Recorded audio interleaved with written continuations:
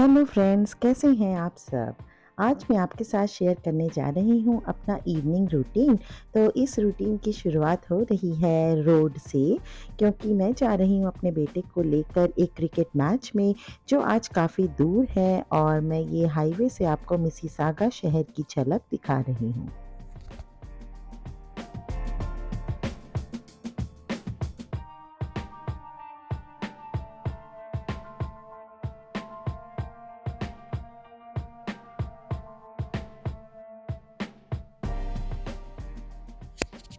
तो दोस्तों, सभी का इवनिंग रूटीन अलग-अलग होता है। अपनी फैमिली, अपने बच्चों की एज और घर के मेंबर्स के अकॉर्डिंग और अपनी जॉब, करियर के अकॉर्डिंग सभी अपना-अपना डिफरेंट स्केड्यूल फ़ॉलो करते हैं। यहाँ मैं अपना स्केड्यूल आपको दिखा रही हूँ। तो ये है शाम का वक़्त जो 3 बजे के बाद का टाइम होता है, वो मेरा बेटे के साथ उसकी क्रिकेट अकेडमी में बीतता है। तो मेरा जो मेन तरीका है अपने स्केड्यूल को बनाने का, वो है 8+8+8। अब आप कहेंगे ये क्या है? तो इसमें है जो पहले 8 घंटे हैं वो है नींद का टाइम, जो आपको डेली लेनी चाहिए पूरे 8 घंटे की नींद। उसके बाद सुबह के 8 घंटे हैं जो मैंने अपने मॉर्निंग रूटीन में आपको दिखाया है, जिसमें मैं पूरी तरह से डेडिकेट करती हूँ अपना टाइम घर के कामों, साफ-सफाई, कुकिंग और अरेंजमेंट्स पे। तो इसके बाद जो बाकी 8 घंटे बचते हैं, वो पूरी तरह से फैमिली और मेरे अपनी पर्सनल टाइम के लिए रहते हैं। तो उसी में से मेरा इवनिंग रूटीन डिसाइड होता है। तो जैसे जो मेरी इवनिंग के 8 घंटे हैं, उसमें बेटे को क्रिकेट अकेडमी ले जाना, उसी टाइम में ग्रोसरी शॉपिंग या टेम्पल विज़िट करना, और भी कई तरह के काम जो अभी आप आगे वीडियो में देखेंगे। तो वीडियो में एंड तक बने रहिएगा, और अगर चैनल को सब्सक्राइब नहीं किया है तो अभी सब्सक्राइब का बटन दबा दीजिए, और कमेंट बॉक्स में ज़रूर मेंशन कीजिएगा आपको इस रूटीन में से कौन सी चीज़ सबसे अच्छी लगी।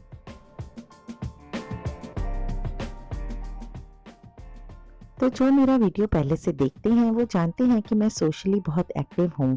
तो टेम्पल्स में वॉलंटियर करना या परफॉर्मेंसेस करना, डांस सिखाना, ये सब भी मेरी इवनिंग रूटीन का एक पार्ट है।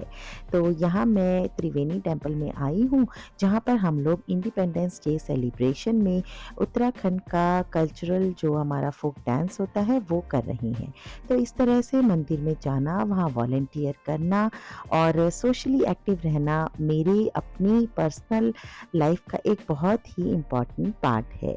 तो आप भी अपने समय में से, पूरे दिन के समय में से कुछ ना कुछ ऐसा काम ज़रूर कीजिए जो आपकी हॉबी हो, जिसे करके आपको इंटरनल सेटिस्फैक्शन मिलता हो।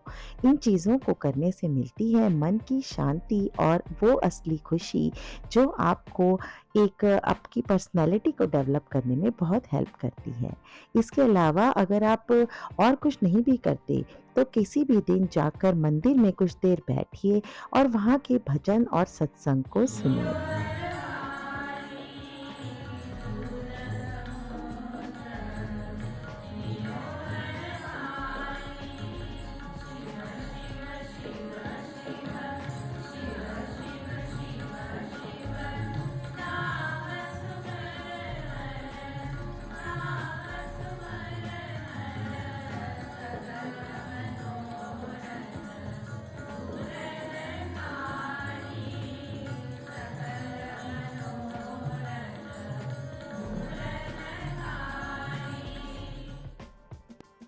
तो जितनी देर क्रिकेट चल रहा होता है, बीच में से कुछ टाइम निकाल कर मैं पास के ग्रोसरी स्टोर्स में चली जाती हूँ, और जो भी अपने घर की रिक्वायरमेंट्स हों, इस टाइम का यूज़ करती हूँ उसे पूरा करने के लिए।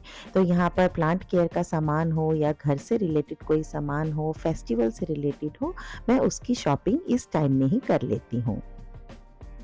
बस इसके बाद शुरू होता है इवनिंग का एक्सरसाइज रूटीन।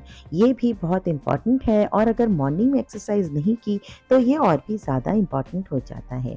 अपनी फिजिकल फिटनेस के लिए कुछ ना कुछ टाइम आप ज़रूर निकालिए, चाहे वॉक करिए या घर में एक्सरसाइज। इस तरह की मैंने ये बाइक लेके रखी हुई है, जो कि बहुत ही कॉम्पैक्ट है, थोड़ी सी जगह में आ जाती है और काफ़ी अच्छी है, स्पेशली कनाडा जैसे वेदर में जब आगे जाके बहुत ज़्यादा ज़्यादा विंटर्स पड़ती हैं ना, तो घर में एक्सरसाइज़ करने का बहुत बढ़िया ऑप्शन है। इसका बेस बहुत ही स्टर्डी है, मैंने ये अमेज़न से ही मँगाई थी और साथ में यहाँ देखिए ये पेडल्स हैं जिनमें आप अपना शू जब इसमें रखते हैं ना तो उसे टाई कर सकते हैं ताकि स्लिप ना हो। तो इसकी क्वालिटी मुझे बहुत ही बढ़िया लगती है। छोटा कॉम्पैक्ट डिज़ाइन है, कहीं भी आप इसे अपने ड्राइंग रूम में, बेसमेंट में, इवन बेडरूम में भी रख सकते हैं और जब टाइम मिले इस पे एक्सरसाइज कर सकते हैं। इसकी सीट भी एडजस्टेबल है, यहाँ पानी रखने के लिए, बॉटल रखने के लिए स्पेस बना हुआ है। साथ ही में इसमें ये पूरा एक पैनल दिया गया है जिस पर काफ़ी सारी आपको इन्फॉर्मेशन मिल जाती है। अब चाहे वो टाइम हो, स्पीड हो या कितना कैलोरी आपने बर्न किया है, आपका पल्स रेट क्या चल रहा है, पूरी इन्फॉर्मेशन इस पे आ जाती है। बस इस मशीन को आपको घर में असेंबल करना पड़ता है। अमेज़न से ये डिफरेंट पार्ट्स के फॉर्म में आती है, बट इसको इंस्टॉल करना बहुत ही ईज़ी है। तो इस पर अगर आप 20 मिनट्स भी एक्सरसाइज कर लेते हैं ना, तो ये काफ़ी अच्छा रहता है आपके पूरे दिन के लिए। यहाँ से आप इसका लेवल भी बढ़ा और घटा सकते हैं। तो मैं हाईली रिकमेंड करूँगी कि इस तरह की कोई भी एक मशीन आप ज़रूर अपने घर में रखिए। जब आप बाहर ना जा सकते हो तो ये बहुत काम आएगी। अब नेक्स्ट है जो मैं कुछ ऐसा टाइम रखती हूँ 30 से 40 मिनट का, जिसमें क्विक क्लीनिंग कर लेती हूँ।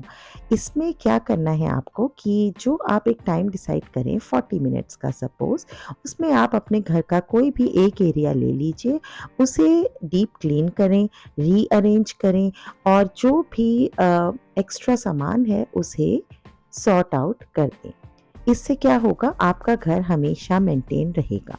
तो इवनिंग में ऐसा एक टाइम ज़रूर डिसाइड कीजिए, चाहे आपका किचन हो, ड्रॉअर क्लीनिंग हो या फ्रिज को क्लीन करना हो, ये सब काम मैं इस टाइम में करती हूँ।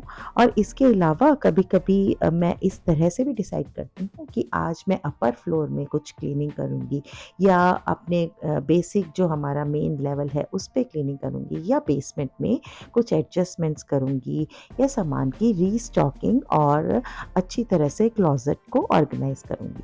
तो कोई भी एक काम आप एक दिन में उठाइए। सारा काम एक साथ करने से अपने पे प्रेशर आता है और फिर वही फ्रस्ट्रेशन डेवलप होती है और घर भी अरेंज नहीं हो पाता।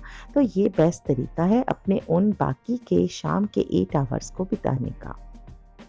इसके अलावा यहाँ पे फ्रूट्स कट करके रख दिए हैं और जो भी बिस्किट, नमकीन बच्चे खाते हैं उसको इस तरह के जार्स में अरेंज कर देती हूँ ताकि ये उनके लिए भी ईज़िली एक्सेसिबल रहे। तो इस तरह से अपने शाम के टाइम का आप ज़रूर अच्छे तरीके से यूटिलाइज़ेशन कीजिए।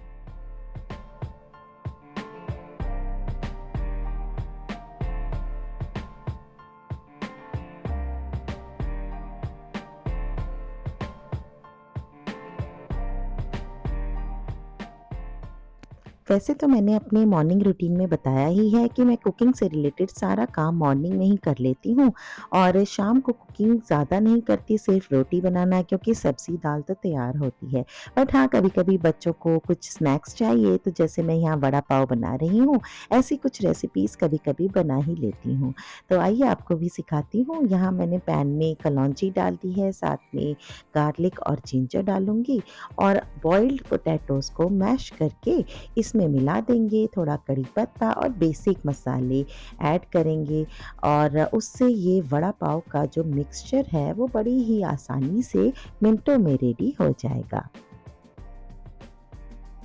अब आपने इसको हल्का ठंडा होने देना है और उसके बाद इस तरह से बॉल्स की शेप बना लेनी है और ये आपके वड़े रेडी हो रहे हैं। साथ में आप बेसन को घोल लीजिए पकोड़ों की कंसिस्टेंसी में और हाँ, उसमें थोड़ा-सा 2 चुटकी बेकिंग सोडा डालना मत भूलिएगा और उसमें भी हल्का नमक मिलाइए और इस तरह से ये जो हमारे पोटैटो बॉल्स थे, इनको बेसन में लपेट कर बढ़िया तरीके से फ्राई कर लीजिए। देखिए बन रहे हैं ना बढ़िया वड़े।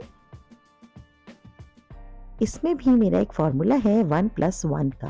दैट मीन्स कि आप अभी के लिए तो कुकिंग कीजिए, पर कुछ एक्स्ट्रा भी कुक करके वड़े रख लीजिए जो कि लेटर आपके काम आएँगे। उनको आप ज़िप-लॉक में फ्रीज़ भी करके रख सकते हैं और 2 वीक्स तक ये खराब नहीं होते। बच्चे भी खुद बनाकर वड़ा पाव खा सकते हैं। अब अगर आपके पास वो चिली गार्लिक चटनी ना हो तो नॉर्मल टोमेटो केचअप में मिलाइए कुछ कुटा हुआ लहसुन और चिली फ्लेक्स। इसमें आप जो भी आपकी बेसिक सॉस होती है ना टोमेटो केचअप, उसी में मैं ये बना रही हूँ। थोड़ा-सा इसमें सॉल्ट और पेपर और बढ़ा दीजिए और अच्छे तरह से मिक्स कर दीजिए। बस बन गई बढ़िया वड़ा पाव वाली गार्लिक चटनी। तो इस तरह से हमें अपनी क्रिएटिविटी का यूज़ करके कोई ना कोई रास्ता तो निकाल ही लेना चाहिए।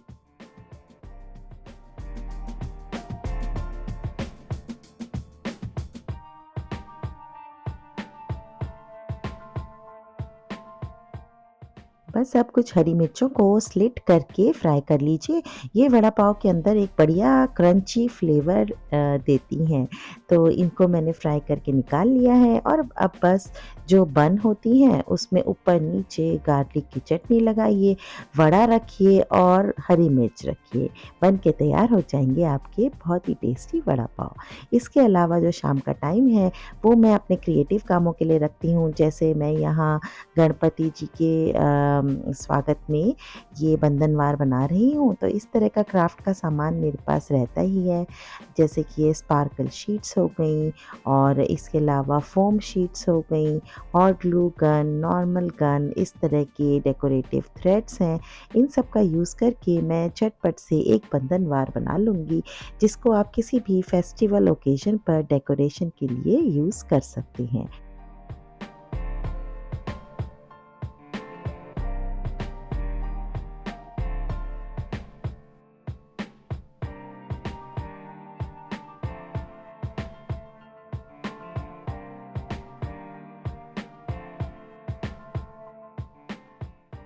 सो फ्रेंड्स ये हैं वो कुछ एक्टिविटीज़ जो मेरे इवनिंग रूटीन का बहुत इम्पॉर्टेंट पार्ट है। इसके अलावा वीडियो एडिटिंग तो है ही। तो आपको मेरा ये रूटीन कैसा लगा कमेंट बॉक्स में ज़रूर लिखिएगा और आपसे मुलाकात होगी एक और नए व्लॉग के साथ। तब तक के लिए bye bye and take care.